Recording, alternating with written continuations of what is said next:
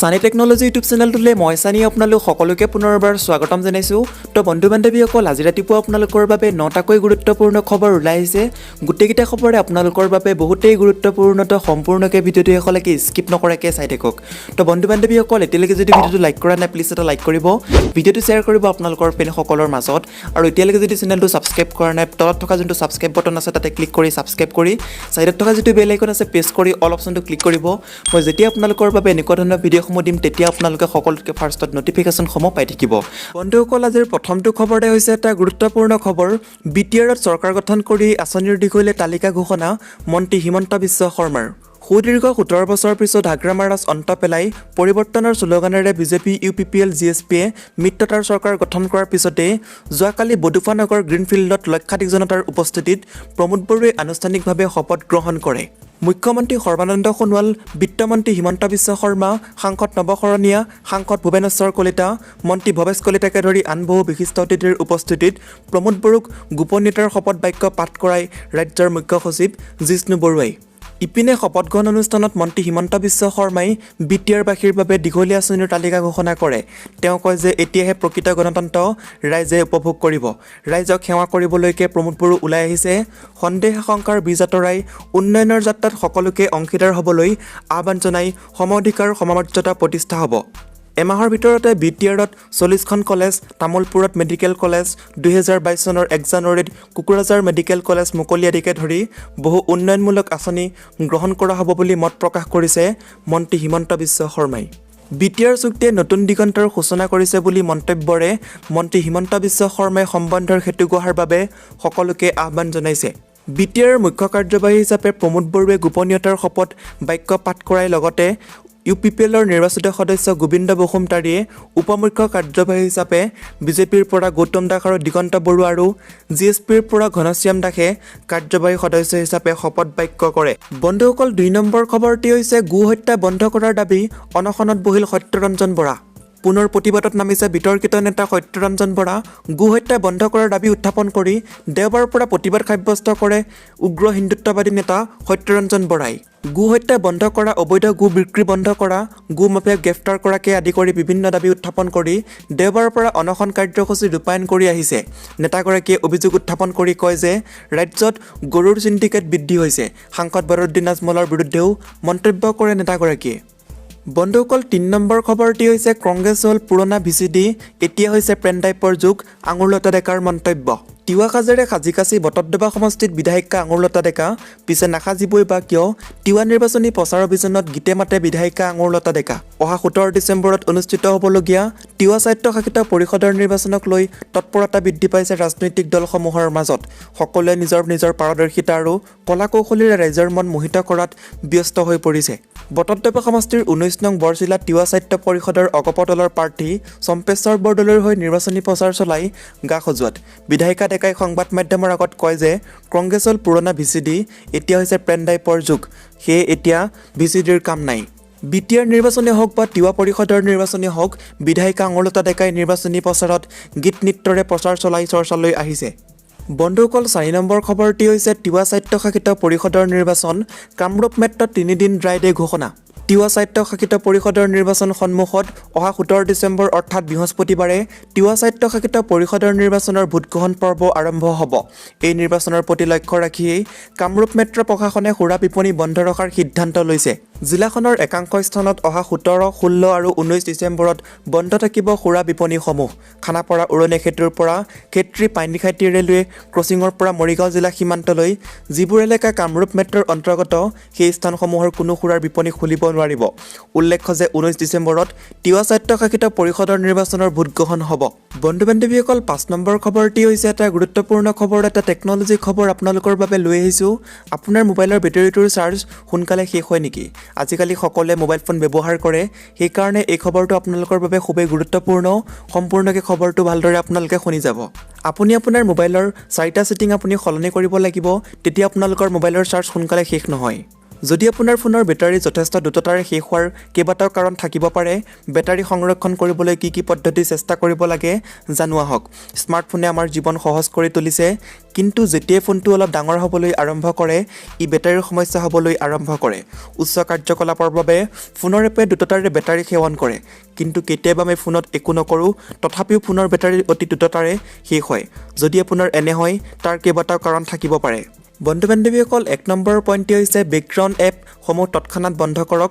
আপুনি জানি আচৰিত হ'ব যে ফোনত এপ থকা ব্যৱহাৰ কৰা স্বত্তেও বেকগ্ৰাউণ্ডত বহুতো এপ সক্ৰিয় হৈ থাকে, যাৰ ফলত আপোনাৰ বেটাৰী বহুত খাই যোৱা। গতিকে আপুনি এনে এপবোৰ লগে লগে চিনাক্ত কৰি অফ কৰাটো গুৰুত্বপূৰ্ণ।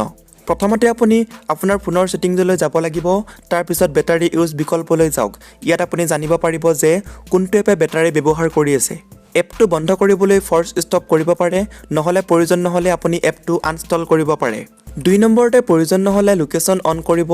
ফোনৰ লোকেশ্যন অন থাকিলে বা GPS অন হ'লে ফোনৰ বেটাৰী বহুত ব্যৱহাৰ হয়। কেতিয়াবা মেপ ব্যৱহাৰ কৰিবলৈ আমি অৱস্থান ছেটিং অন কৰিব লাগিব, অৰ্থাৎ লোকেশ্যন, যদিও আমি ইয়াক প্ৰয়োজনতহে অন কৰিব লাগে।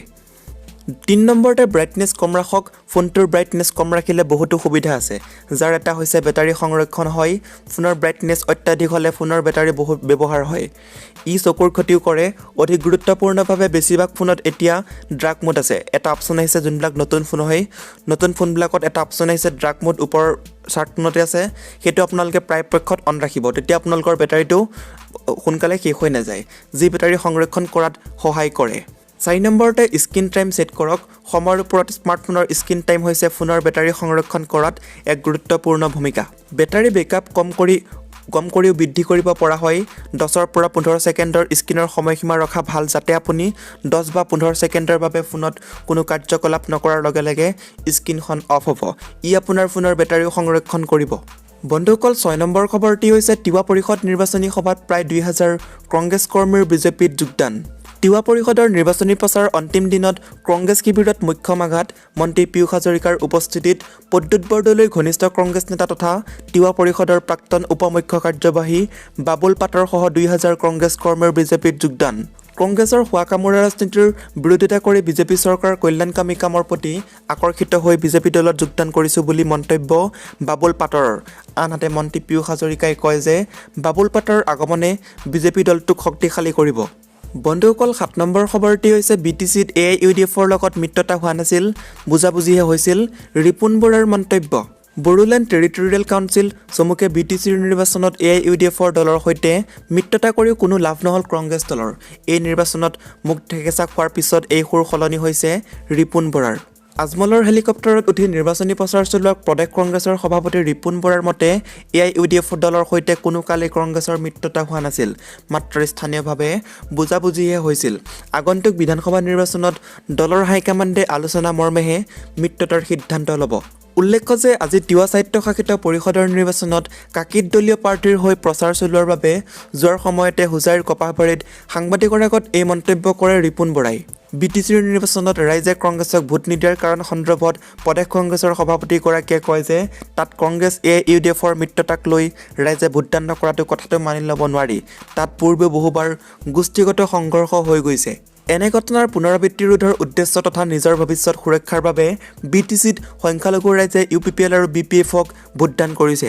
BTC নিৰ্বাচনত কংগ্ৰেছৰ একমাত্ৰ সদস্যজন বিজেপিলৈ যোৱা সন্দৰ্ভত প্ৰতিক্ৰিয়া প্ৰকাশ কৰি সভাপতি ৰিপুণ বৰাই কয় যে বিজেপিয়ে আগৰ পৰাই ঘোঁৰা পেচা কিনা ৰাজনীতি কৰি আহিছে। অন্যান্য ৰাজ্যতো বিধায়ক কিনা বেচাৰ ৰাজনীতি চলাই গৈছে বিজেপিয়ে। এয়া কোনো আদৰ্শগত ৰাজনীতি নহয়। এনে কাৰ্যই ভৱিষ্যতে গণতন্ত্ৰৰ প্ৰতি ভাবুকিৰ সৃষ্টি কৰিব। বন্ধুসকল, 8 নম্বৰ খবৰটি হৈছে আন্দোলনৰ যুদ্ধ ৰাজনীতিক ৰুটি সেকাসকলক ৰাইজে উচিত প্ৰত্যুত্তৰ দিব, অতুল বৰাৰ মন্তব্য। নাগৰিকত্ব সংশোধনী আইন বাতিলৰ দাবীৰে ৰাজ্যত পুনৰ তীব্ৰতৰ হৈ উঠিছে সদৌ অসম ছাত্ৰ সংস্থাৰ প্ৰতিবাদী কাৰ্যসূচী। কাৰ বিৰুদ্ধে ধৰ্ণাত বহা একাংশ ছাত্ৰ ছাত্ৰীয়ে সোমবাৰে কৃষিমন্ত্ৰী অতুল বৰাক দেখুৱালে কলা পতাকা। এই সন্দৰ্ভত সাংবাদিকৰ আগত প্ৰতিক্ৰিয়া প্ৰকাশ কৰি বৰাই কয় যে ছাত্ৰ ছাত্ৰীসকলক বিপথে পৰিচালিত কৰা হৈছে, তেওঁলোক আৱেগ আছে, সেই একাংশ ন্যস্ত স্বাৰ্থ জড়িত মহলে তেওঁলোকক পুনৰ আন্দোলন কৰিবলৈ উচতনি দিছে। তেওঁ কয় যে আন্দোলনৰ জৰিয়তে ৰাজনীতিক ৰুটি সেকাসকলক ৰাইজে উচিত প্ৰত্যুত্তৰ দিব। উল্লেখ্য যে সোমবাৰে সৰুপথাৰ নগৰৰ অগপৰ জাতীয় ঐক্য সমাৰোহ অনুষ্ঠিত হৈছিল। এই সমাৰোহত বক্তব্য প্ৰদান কৰি অগপ সভাপতি মন্ত্ৰী অতুল বৰাই কয় যে এতিয়া পেছাদাৰী আন্দোলনকাৰীয়ে ছাত্ৰ ছাত্ৰীৰ ভৱিষ্যত অন্ধকাৰচ্ছন্ন কৰি তুলিছে। তেওঁলোকে আঞ্চলিকতাবাদত বিশ্বাস নকৰে, সেয়েহে তেওঁলোকে অগপক দুৰ্বল কৰিবৰ বাবে নতুন ৰাজনৈতিক দল গঠন কৰিছে। আছুৱে সদায় জাতীয় সমস্যাৰ বাবে মাত মাতি অহাৰ বাবেই জাতীয় সংগঠন আখ্যা পাইছিল। সেই আছুৱে দলীয় ৰাজনীতিৰ ঊৰ্ধত থাকি অসমৰ ছাত্ৰ ছাত্ৰীৰ উন্নয়নৰ অৰ্থে কাম কৰাটো প্ৰয়োজনীয়।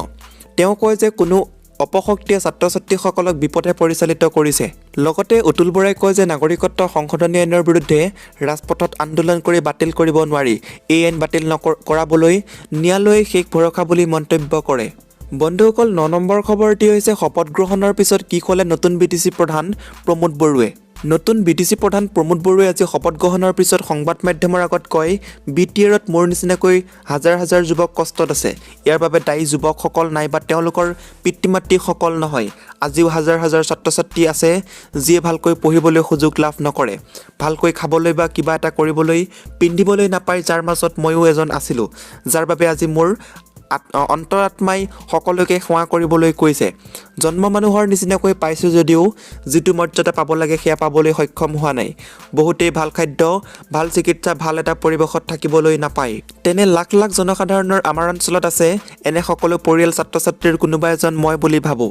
আমাৰ চৰকাৰে এজনো মানুহে যাতে গৃহহীন হৈ থাকিব নালাগে, কোনোৱে ৰাতিৰ সাঁজ নোখোৱাকৈ যাতে বিচনালৈ যাব লগা নহয়, চিকিৎসক ঔষধৰ অভাৱত যাতে মৃত্যুক সাৱটি ল'ব লগা নহয়, কোনো এজন যাতে সংস্থাপনৰ পৰা বঞ্চিত নহয়, এইখিনি কাম কৰিবলৈ ইচ্ছা প্ৰকাশ কৰিছোঁ। ইয়াৰ বাবে আমি কিছু পৰিকল্পনা ইতিমধ্যে প্ৰস্তুত কৰিছোঁ।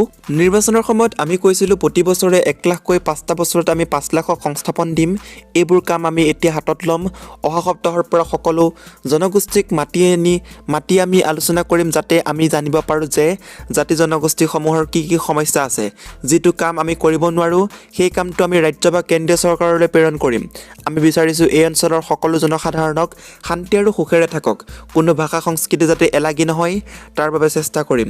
সকলো সম্প্ৰদায়ৰ সৈতে একেলগে কাম কৰাৰ বাবে আমি পৰিকল্পনা কৰিছোঁ। সকলোৱে মিলি আমি আগবাঢ়ি যাম। 35 লাখ BTCবাসী এতিয়া মোৰ পৰিয়াল বুলি প্ৰমোদ বড়োৱে মন্তব্য কৰে আৰু এই যাত্ৰাত সকলোৰে সহায় সহযোগৰ বাবে আহ্বান জনায়।